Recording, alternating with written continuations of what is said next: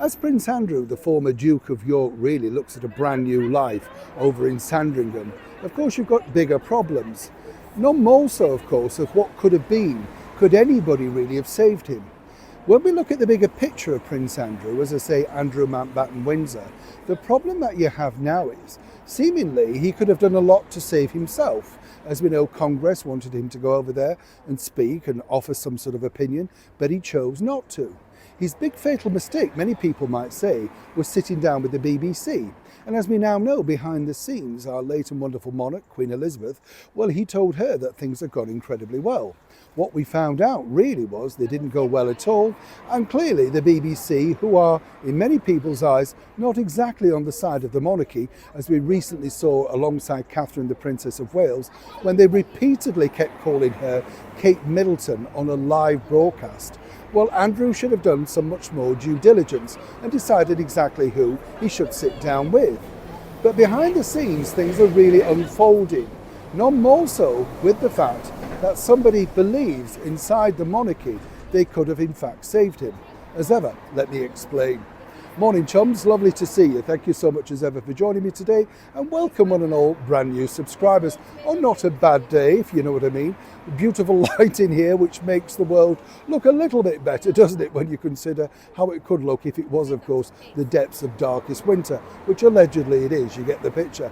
Hope you're keeping well, whatever, and of course keep those recipes coming through about what you like and the local sort of recipes that mean something to you. I like to find that out. Somebody mentioned the other day, I know I mentioned this briefly, but they pointed out, I mentioned a sponge cake with pink on.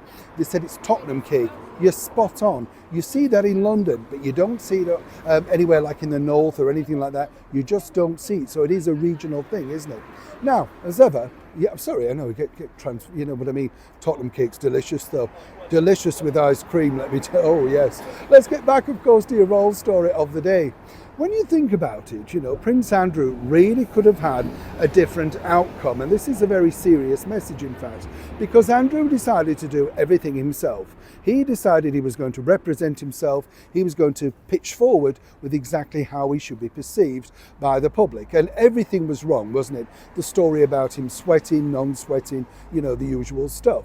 Here's where it's really interesting though, because as you see now, stories are popping up all the time. For instance, the nightclub in Mayfair, Annabelle's apparently, well, he and Sarah are no longer welcome there.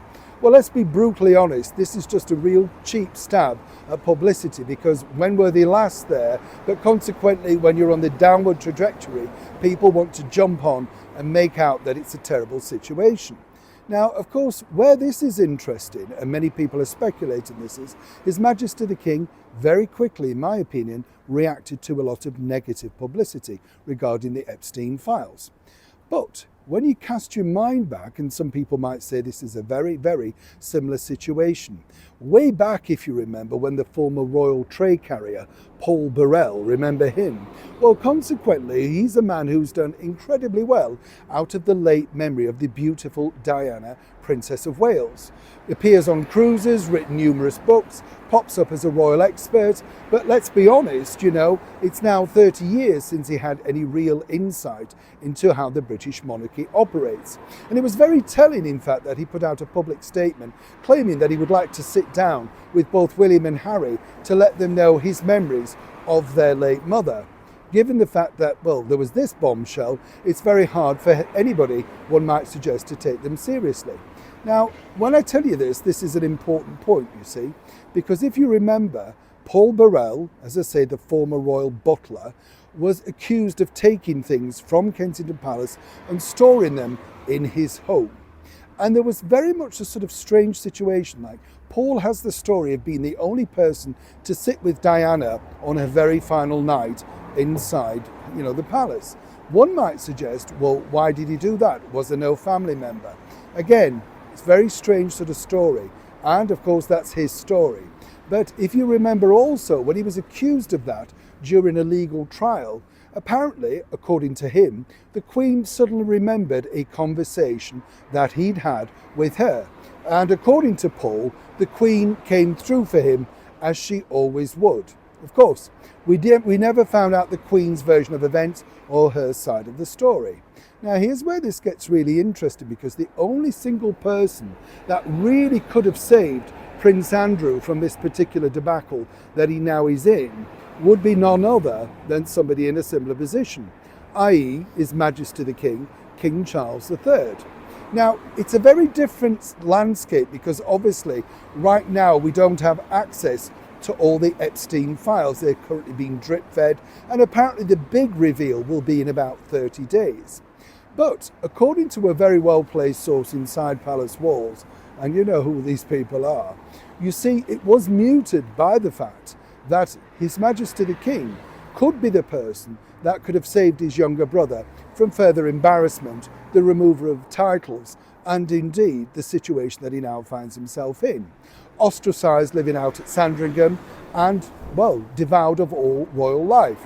He can still attend private functions, but anything in a more public domain, certainly not the case. Andrew always believed that he would have the opportunity at some point to redeem himself, particularly under his mother, the late Queen Elizabeth, but that was not to be. Now, a source tells me that clearly King Charles, and this is the difficult bit, he had to make a very firm decision on exactly what side of the fence he came upon. And he's always very straight down the line, very much wants the truth, and consequently, according to that source, his younger brother Andrew could not really give him any further details. So he had no option, given the push from His Royal Highness Prince William, the Prince of Wales, to push forward, and did what he did. But you see, as Andrew now remains ostracised from the major side of the family, and without actually coming out and giving his version of events, an updated version, let's not forget, he claimed the relationship with Epstein finished much earlier than it now was, well, detailed to be. Well, the king had no option. But apparently, according to a source, Andrew always felt, according to that senior source, that the king could have in fact changed the, well, direction of the way that his life is now.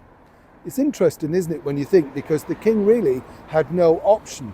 It must have been an incredibly difficult decision to make, but consequently one that now he has to live with, and of course his younger brother Andrew Mountbatten Windsor. What would you have done? Neil Sean in the very heart of the United Kingdom.